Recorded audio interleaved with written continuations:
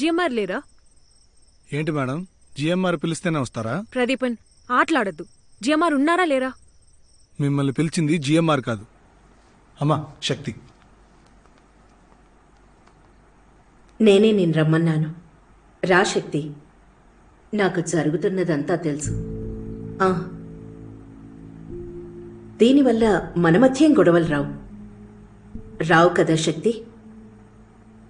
ప్రదీపన్, అమ్మా మేం మాట్లాడుతూ ఉంటాం, నువ్వు వెళ్ళు.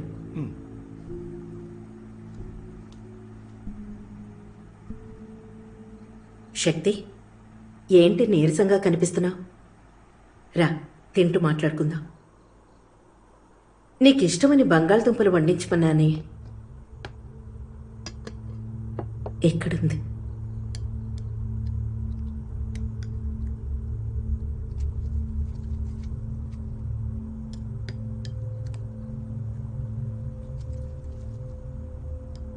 ఓ, నీకు తెలియదు కదూ? మనింటి వంటే ఆ సౌమ్యాదేవికి చికెన్ అంటే చాలా ఇష్టం. అది వండడం కంటే ఈ బంగాళదుంపలు వండడం తేలిక.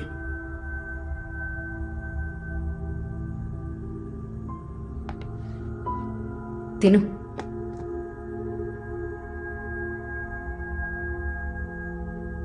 ఇవన్నీ వండటం మీకు అవసరమా? నా వంటగది నేను వండటమే కరెక్ట్.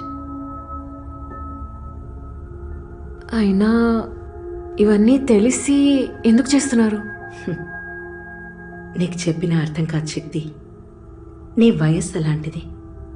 నువ్వు చూడాల్సిన జీవితం ఇంకా చాలా ఉంది. అందరూ అంటున్నారు నువ్వు బాగా చదువుకున్నావని, తెలివైన దానివని. కానీ నేను అనుభవశాలిని. లేదు, నాకు కూడా అనుభవం చాలా. నీ వయస్సు ఎంత?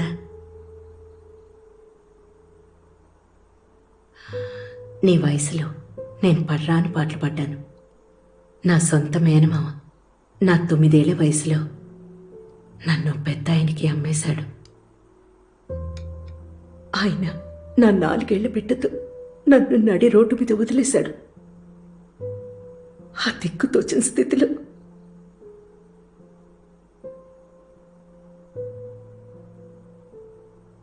ఖచ్చితంగా నీ కథ నా కథంత దారుణంగా ఉండదనుకుంటున్నాను.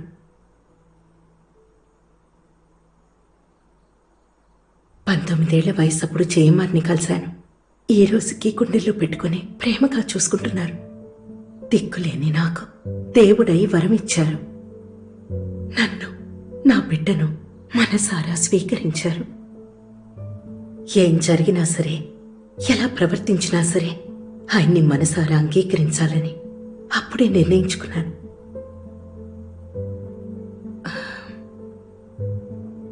ఆయన జీవితంలో నీ స్థానం ఏంటో నీకు తెలుసా? మళ్ళీ ఆయనతో సినిమాలు చేస్తాననే కదా కాంట్రాక్ట్లో సైన్ చేసింది. మరాయన నిన్ను తీసేయాల్సిన అవసరం ఏమొచ్చింది? నువ్వేమైనా స్పెషలా? నిర్మోహమాటంగా అదేదో నా మొహం మీదే చెప్పొచ్చు కదా. నీకు ఇబ్బందిగా ఉంటుందని ఆయన చెప్పుండరు. నేను అపార్థం చేసుకున్నాను కదా. ఆయన నిన్ను గౌరవిస్తున్నారు శక్తి. ఆ గౌరవాన్ని నువ్వు నిలబెట్టుకో. అయినా ఇదంతా నాతో ఎందుకు చెప్తున్నారు?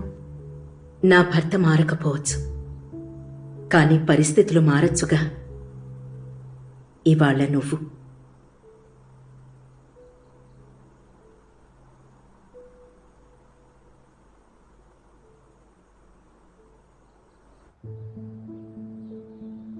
హిందీ సినిమా చేయటానికి గొడవ పడ్డారా? నో. వై? అప్పటికి నేను చాలా అలసిపోయాను. Clap in, sound, action.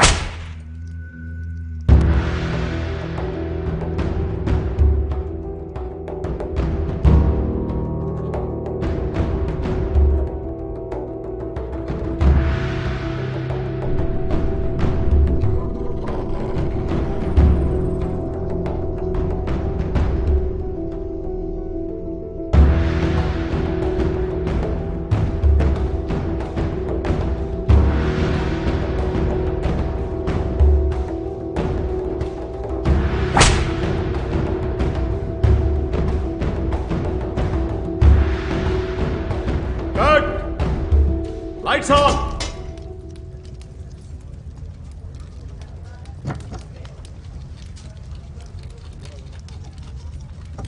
నేను ఈ షార్ట్ గ్యాప్లో పిచ్చా పార్టీ చేసుకోవచ్చు కదా జిఎంఆర్.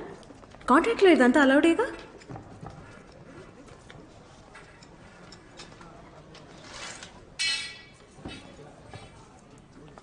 నన్ను పరిహారం చెల్లించమంటున్నావా శక్తి?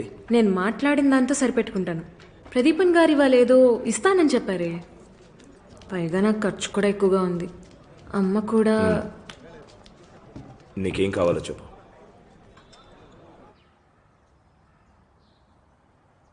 మీకు జిఎంఆర్ మధ్య ఈక్వేషన్ ఎప్పుడైనా మారిందా శక్తిజీ? అఫ్కోర్స్ మారింది. ఇద్దరి మధ్య ఉండే బంధం మారుతూనే ఉంటుంది. నాకు జిఎంఆర్కి మధ్య ఒక్కోసారి ఘర్షణలు జరిగేవి. మాలాంటి ఇద్దరు మొండిగా ఉండే వ్యక్తులు, అది చాలా కష్టతరమైన వృత్తిలో, కొన్ని గమ్మత్తైన సంఘటనలు కూడా జరిగాయి. కానీ ఆశ్చర్యం ఏంటంటే, ఒకరి గుప్పెట్లో ఉన్నామని తెలిసి కూడా మనమిలా చేయకూడదని అనిపిస్తున్నా మన మనసు మాత్రం వారివైపే లాగుతుంటుంది. నేను చెప్పినట్టు నా జీవితం నా ఆధీనంలో లేదు.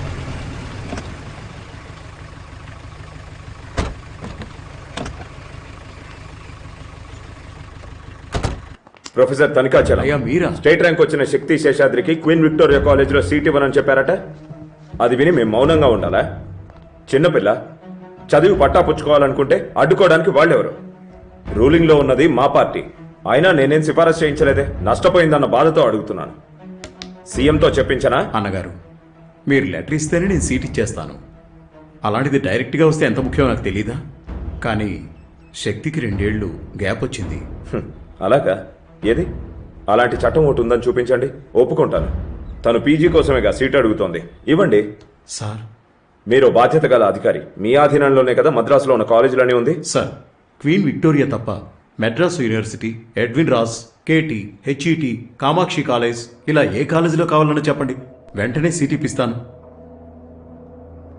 వీసీ సార్, శక్తి అన్నిట్లోనూ నంబర్ 1 అమ్మాయి. శక్తికి నంబర్ 1 కాలేజే కావాలి. సీట్ ఇవ్వగలరో లేదో వెంటనే కనుక్కొని చెప్పండి.